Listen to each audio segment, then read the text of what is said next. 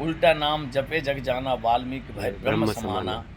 तो यदि वो श्रद्धा से बसता है तो भी ठीक है, और यदि श्रद्धा से नहीं भी बसता है तो परमात्मा का स्वभाव जो है अग्नि के समान है कि अग्नि को हम जानबूझ के छुएं तो भी वो जलाएगी हमको, और अनजाने में छुएं तो भी हमें जलाएगी। तो परमात्मा का नाम है, ऐसे ही नर्मदा मैया का नाम है। यदि कुछ श्रद्धा से परिक्रमा करता है या अपने टाइम पास के लिए परिक्रमा करता है, जैसे भी वो परिक्रमा करता है, परिक्रमा तो कर रहा है ना, नर्मदा माई का नाम तो ले रहा है। आज पूरे संसार में जितनी अच्छे तरीके से और जितनी ज़्यादा तादाद में नर्मदा परिक्रमा हो रही है, वो दूसरी नदी की परिक्रमा नहीं होती।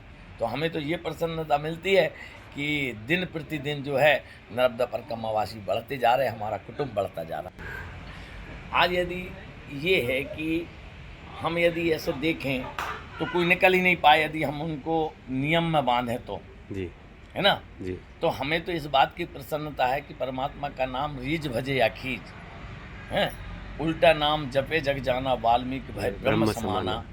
तो यदि वो श्रद्धा से बसता है तो भी ठीक है, और यदि श्रद्धा से नहीं भी बसता है तो परमात्मा का स्वभाव जो है अग्नि के समान है कि अग्नि को हम जानबूझ के छुएं तो भी वो जलाएगी हमको, और अनजाने में छुएं तो भी हमें जलाएगी। तो परमात्मा का नाम है, ऐसे ही नर्मदा मैया का नाम है। यदि कुछ श्रद्धा से परिक्रमा करता है या अपने टाइम पास के लिए परिक्रमा करता है, जैसे भी वो परिक्रमा करता है, परिक्रमा तो कर रहा है ना, नर्मदा माई का नाम तो ले रहा है। आज पूरे संसार में जितनी अच्छे तरीके से और जितनी ज़्यादा तादाद में नर्मदा परिक्रमा हो रही है, वो दूसरी नदी की परिक्रमा नहीं होती। तो हमें तो ये प्रसन्नता मिलती है कि दिन प्रतिदिन जो है नर्मदा परिक्रमावासी बढ़ते जा रहे हैं, हमारा कुटुंब बढ़ता जा रहा है। जी हाँ, परिक्रमावासी तो बढ़ रहे हैं गुरुदेव, परंतु जो संत निवास है, मंदिर है, आश्रम है, अन्य क्षेत्र, वहाँ की भी कुछ मर्यादाएं हैं, तो उनका भी परिक्रमावासियों को कुछ ना कुछ ध्यान रखना चाहिए इसके बारे में भी। देखिए, परिक्रमा वासियों को ये विशेष ध्यान रखना चाहिए कि हम परिक्रमा कर रहे हैं तो सबसे पहले तो हमारा ये अहम मिटना चाहिए कि हम कौन हैं। जी हम याचक हैं, हम माँ की शरण में आए हैं, हम परिक्रमावासी कहा गया है। जी परिक्रमावासी कहा गया कि नर्मदा मैया की शरण में हैं, हम परिक्रमा कर रहे हैं, हम याचक हैं, हम कहीं के मालगुजार हैं, कहीं के राजा हैं, कहीं के बिजनेसमैन हैं, या हम कहीं के अफसर हैं। जो थे आप, लेकिन जिस दिन से आपने परिक्रमा उठाई उस दिन से आप परिक्रमावासी हो गए। जी। अभिमानी का मान घटाती खोती नाम निशान। तो यहाँ जो हमारे अंदर जो विकार है, जो अभिमान है कि हम अफसर हैं, हम पैसे वाले हैं, हम साधु हैं, हम संत हैं, हम गृहस्थ हैं, आप कोई भी हैं, जो भी रहे हैं, जिस दिन आपने संकल्प लिया उस दिन से आप परिक्रमावासी हो गए। जी। परिक्रमावासी का तात्पर्य होता है कि हम भिक्षुक हो गए हैं, हमको जो मिलेगा वो पाएंगे। जी हम घर पे मोटे मोटे गद्दे पे सोते हैं, जी। कई प्रकार का भोजन करते हैं, लेकिन जिस दिन से हम परिक्रमा उठाते हैं उस दिन से हमें एक दरी और कंबल पर सोना है, और जो भी आश्रम में भोजन मिले वो भोजन को पाना है। जी हम अपने स्वभाव को बदलने के लिए निकले हैं। जी। हम परिक्रमा के दौरान यदि हमारे भाव नहीं बदलाए तो वो हमारी परिक्रमा नहीं है, तरकम्मा है। जी हाँ, जो सुख सुविधा आपको ढूंढनी है तो आप घर ही रहिए। घर फिर रहिए। यहाँ आए हैं तो यहाँ तो माई की शरण में जो मिले उसका प्रसाद। अच्छा, यहाँ तो ये है कि पाने वाली माई और पवाने वाली माई, तो जैसा मिलता है वैसा पाइए, और बहुत अच्छे से जहाँ भी जाएं उस आश्रम को अपना समझें, और अपना आश्रम समझ के वैसा निर्वाह करें कि जैसा हम अपने घर में रहते हैं। जी।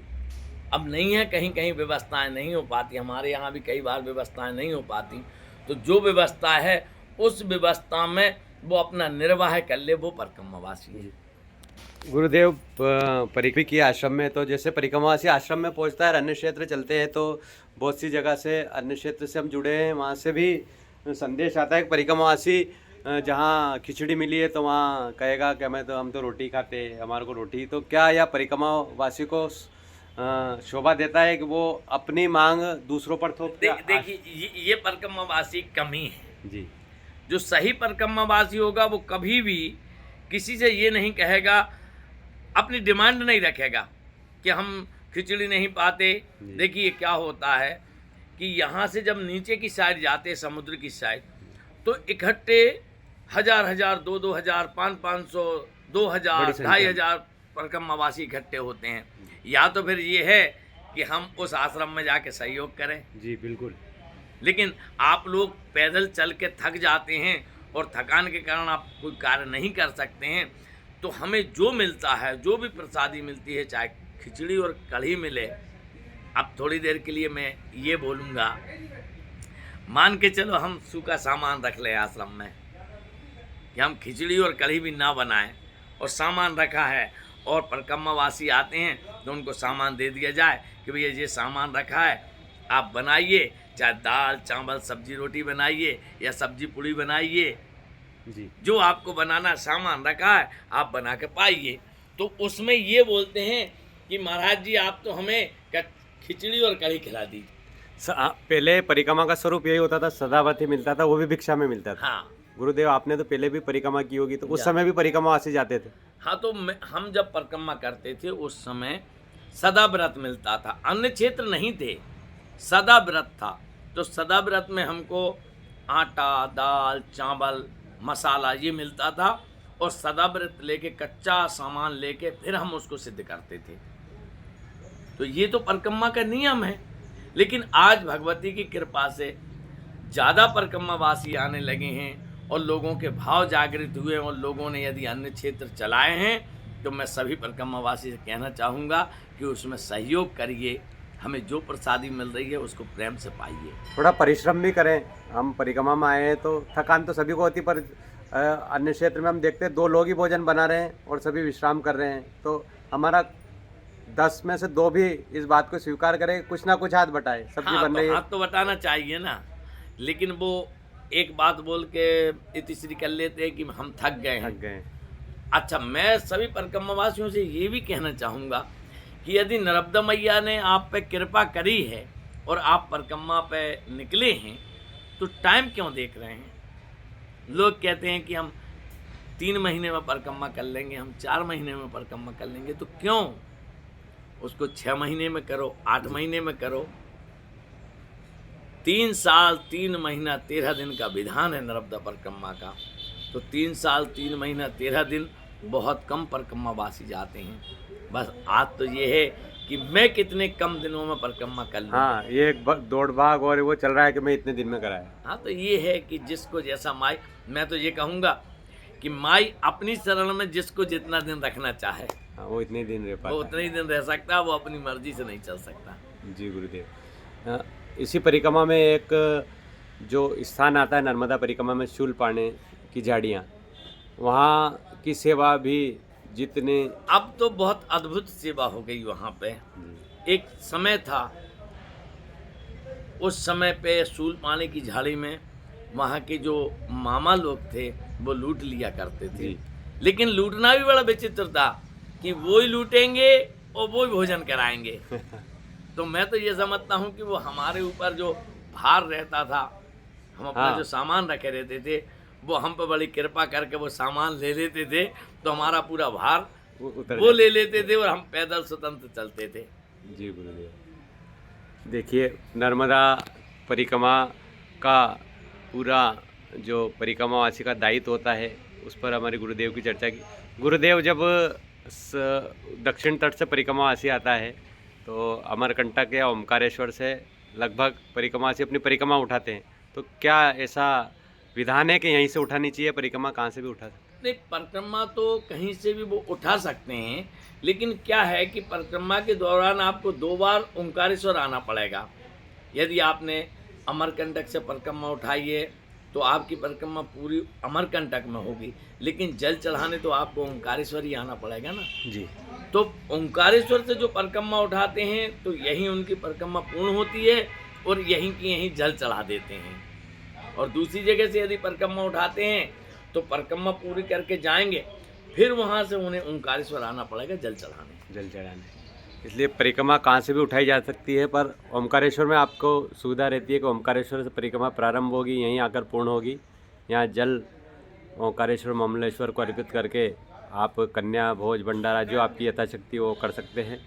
तो यह नर्मदा परिक्रमा का स्वरूप। और गुरुदेव सागर में भी जब पहले पार करते थे तो बड़ी 3 बजे से रात के उठ के जाना। अब पहले वर्धमान वाली नाव चलती थी, अब तो वर्धमान वाली नाव चलती थी, उसमें 8-8, 9-9 घंटे लगते थे। लेकिन अभी इंजन वाली नाव चल रही है तो उसमें 2 घंटे में पार हो जाते हैं। और यूँ कहें कि अब जो परिक्रमावासी की संख्या बढ़ रही है, इसका ये भी वो नौका भी एक कारण है कि पहले जब उस छोटी नाव में बैठ के जाता था परिक्रमावासी को बड़ा भय भी होता था समुद्र में। जो एक बार मन हो जाता था एक बार परिक्रमा कर ली बस, पर अब जो एक बार करके चला गया वो भी उसका वो डर वो नौका वाला समुद्र का खत्म हो गया। तो दिनों दिन संख्या और बढ़ती जा रही परिक्रमावासियों का एक बड़ा स्वरूप। हजारों परिक्रमावासी प्रतिदिन देखते हैं हम कि नर्मदा तट पे जा रहे। गुरुदेव एक और जो परिक्रमावासी जब अमरकंटक पहुंचता है तो अमरकंटक में माई की बगिया में तट परिवर्तन करता है, तो बहुत से लोगों के वो आते हैं कि नर्मदा परिक्रमावासी को अमरकंटक मंदिर में दर्शन करने नहीं जाना है, वहाँ परिक्रमा खंडित माई के जो उद्गम स्थल है, ये माई की बगिया से तो हम तट परिवर्तन करते हैं, लेकिन माई का उद्गम स्थल रेवा कुंड है जी। तो रेवा कुंड में हम रेवा कुंड में सिर्फ छोटे चैनल गेट से अंदर जाएंगे, रेवा कुंड में पूजा करेंगे और छोटे चैनल गेट से वापस आ जाएंगे। क्योंकि यदि हम पूरे कुंड में घूमेंगे या माई के मंदिर में जाके हम पूजा करेंगे तो हम 75% कुंड के अंदर चले जाते हैं जी। तो हमारी परिक्रमा खंडित मानी गई है जी। तो परिक्रमा के दौरान हमें कभी भी यदि नर्मदा माई में हम भी स्नान भी करते हैं तो नर्मदा माई की जो चौड़ाई है उससे हमें 50% अंदर तक नहीं जाना चाहिए जी। हमें किनारे पे ही स्नान करना चाहिए। तो कुंड जो है वो सीमित है, लेकिन रेवा माई के जो मंदिर बना हुआ है वो आगे बना हुआ है, तो हम पूरा कुंड क्रॉस करके हमको जाना पड़ेगा। तो हम कुंड में ज़्यादा नहीं घूम सकते परिक्रमावासी, यदि हमने संकल्प लेके रखा है तो। वहाँ लिखा भी है नर्मदा परिक्रमा जो दर्शन का यह गेट इसी से जाइए। हाँ, छोटे चैनल गेट से जाना, छोटे चैनल गेट से वापस आना है। जी गुरुदेव। गुरुदेव संत समाज में आपके पास पदवी भी है, उसका भी थोड़ा जिक्र हो जाए। ये तो संतों की कृपा है जी। हमारे यहाँ पे सरदर्शन संत मंडल है, उसका मेरे को अध्यक्ष बनाया है, तो संतों की सेवा हो जाती है। जी गुरुदेव। ओंकारेश्वर के अलावा अन्य नर्मदा तट पर कई आश्रम और आश्रम तो बहुत है जी। जितने भी नर्मदा तट पे आश्रम है सब हमारे हैं, जी हो। क्योंकि संत का अपना कुछ नहीं होता, हमारा होता है। तो जितने भी आश्रम है सब हमारे हैं। संत हृदय नवनीत समान। और अगर हम किसी तीर्थ में दर्शन करने नहीं जा रहे तो आप संतों के दर्शन कर लीजिए। चलता फिरता तीर्थ संत समाज होता है। मुद मंगल में संत समाजू, जो जग जंगम तीर्थ राजू। जी। यदि हमें तीर्थराज में स्नान करना है तो प्रयाग जाना पड़ेगा।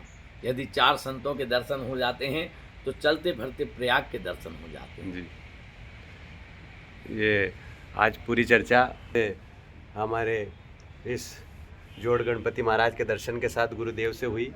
और गुरुदेव, मैं भी बहुत दूर हूँ नर्मदा तट से, और मैं हमेशा इन पंक्तियों को कहता हूँ कि जिसे जो मिला वो मुकद्दर से मिला, जिसे जो मिला वो मुकद्दर से मिला, पर हमको तो मुकद्दर भी माँ नर्मदा के तट पर मिला।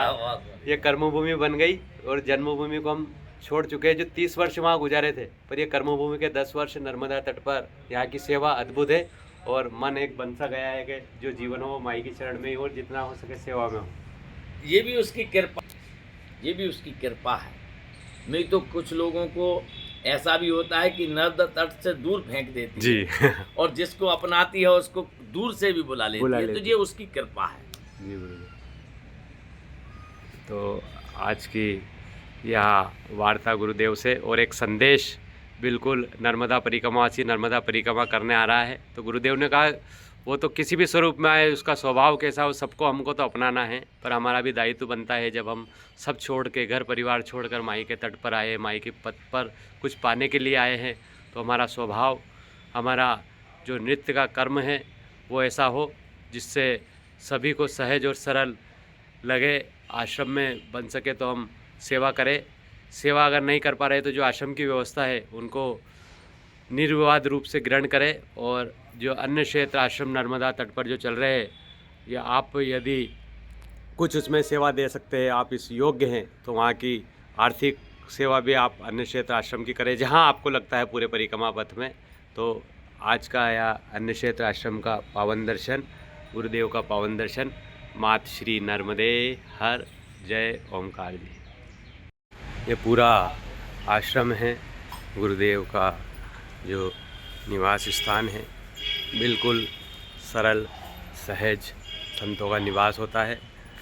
कोई जहाँ विशेष तामझाम ऐसी सुविधा नर्मदा तट के संत इन सुविधाओं से दूर रहते हैं। और बिल्कुल यह दिव्य और ये दत्तात्रेय भगवान का दर्शन, बिल्कुल बगीचा लगा हुआ है। कहाँ है? हाँ, सभी पेड़ पौधे, हरियाली का एक यह स्वरूप जो इस जोड़ गणपति महाराज के अन्य क्षेत्र आश्रम में है।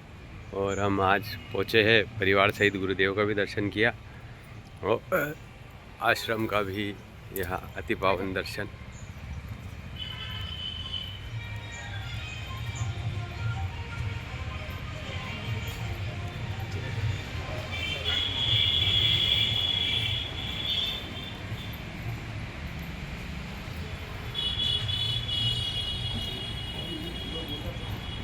ये परिक्रमावासियों का आगमन होता है। देखो ऐसे प्रतिदिन यहाँ से ओमकारेश्वर से निकलने के बाद पहला अन्य क्षेत्र आश्रम आता है।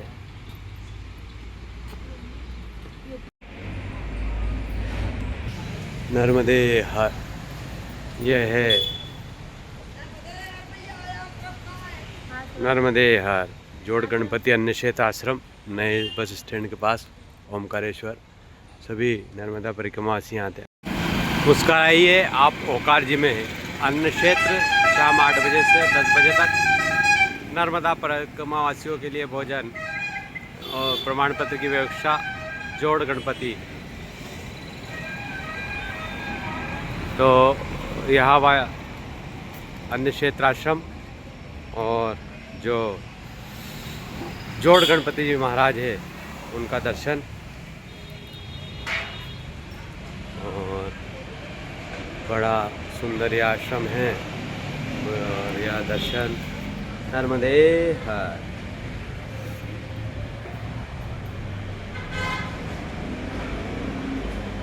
एक अनूठा मंदिर जो भारतवर्ष में ओमकारेश्वर में इस स्थान पर है, जहाँ बजरंग बली महाराज के साथ विराजमान हैं गणपति जी महाराज। इसलिए इस स्थान को कहा जाता है जोड़ गणपति जी। तो यहाँ का दर्शन हमने किया और आपको अन्य क्षेत्र आश्रम की ओर ले चलते हैं, जो निरंतर परिक्रमावासियों और सभी के लिए भोजन मिलता है। देखिए इस तरह संत महात्मा और परिक्रमावासी यहाँ आपको मिलते हैं और परिक्रमावासियों को निःशुल्क प्रमाण पत्र भी दिया जाता है। गौ माताओं की सेवा की जाती है। हरदा जिले से लगी 2 घंटे से रावेत